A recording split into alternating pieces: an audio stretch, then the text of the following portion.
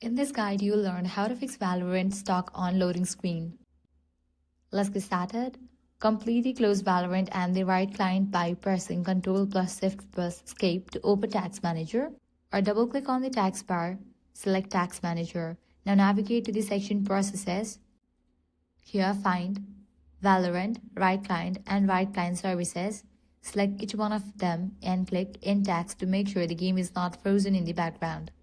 Next, restart the Riot Vanguard service by pressing Windows plus R or search for Run.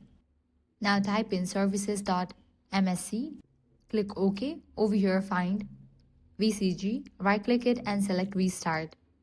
Likewise, double-click on it. Set the startup type to Automatic, then click on Start. After that, close the services window and right-click the Riot client, then select Run as Administrator. Once the Riot client opens, launch Valorant and wait for it to load normally.